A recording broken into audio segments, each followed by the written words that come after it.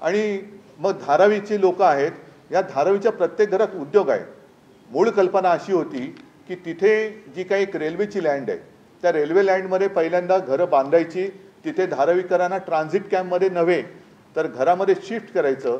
प्रत्येक घरामध्ये जो काही उद्योग असेल, कारण त्यांची रोजीरोटी त्याच्यावरती आहे, जर यांना ट्रान्झिट कॅम्पमध्ये हलवलं, मिठा घरात हलवलं, इन्फ्रास्ट्रक्चर कोण देणार?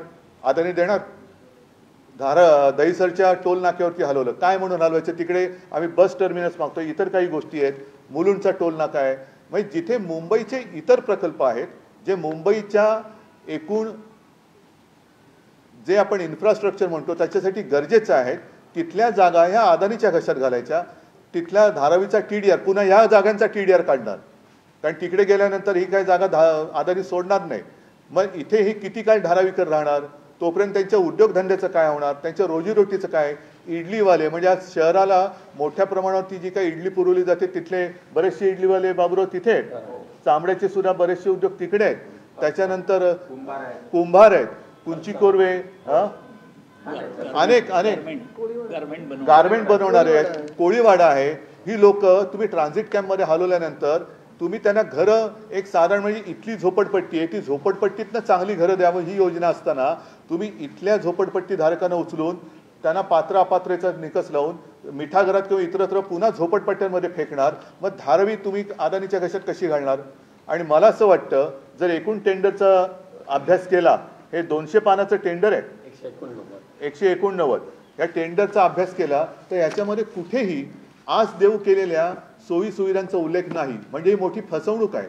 म्हणजे इतर त्यावेळेला ज्यांनी टेंडरमध्ये सहभाग घेतला होता त्यांच्यापैकी कोणीतरी जर का कोर्टात गेलं तर हे टेंडर रद्द होऊ शकतं। आणि आमचं म्हणणं आहे की अदानीसाठी जर तुम्ही मुंबईची विल्हेवाट लावणार असेल तर टेंडर रद्द करा। धारावीकरांना तिथून उचलून कुठेही मिठा घरात किंवा कुठेही टाकता येणार नाही।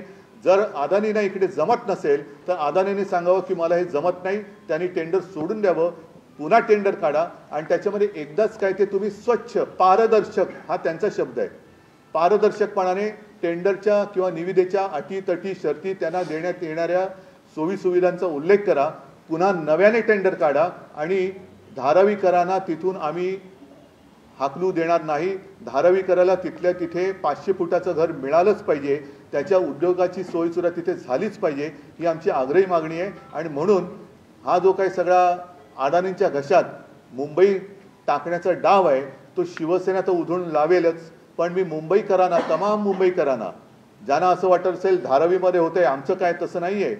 हे कळत नकळत ज्या 20 जागा आहेत तुमच्यासुद्धा विभागात होणार आहेत, म्हणजे एकूणच नागरी सुविधांवरती जो भार पडणार आहे तो भार उचलणार कोण? त्याचे पैसे कोण देणार? नुसतं म्हणजे अदानीने या जागा तुम्ही फुकट देणार आहात का? त्यांच्या सोयी सुविधा ज्या आहेत, पिण्याचं पाण्याचं काय, सिवेजचं काय, या सगळ्याचा खर्च अदानी देणार आहेत का? आणि नसेल तर आमची जाहीर मागणी आहे की हे अदानींना झेपत नसणारं काम, हे टेंडर रद्द करून दुसऱ्या योग्य माणसाला ते टेंडर द्यावं। त्याच्यासाठी पुन्हा तुम्ही ग्लोबल टेंडर मागवा, अनेक जण येऊ शकतील, पण हा मुंबई उद्ध्वस्त करण्याचा डाव, धारावीकरांना उद्ध्वस्त करण्याचा डाव शिवसेना यशस्वी होऊ देणार नाही। हो, पुन्हा आंदोलन करण्याची आता वेळ आलेली आहे।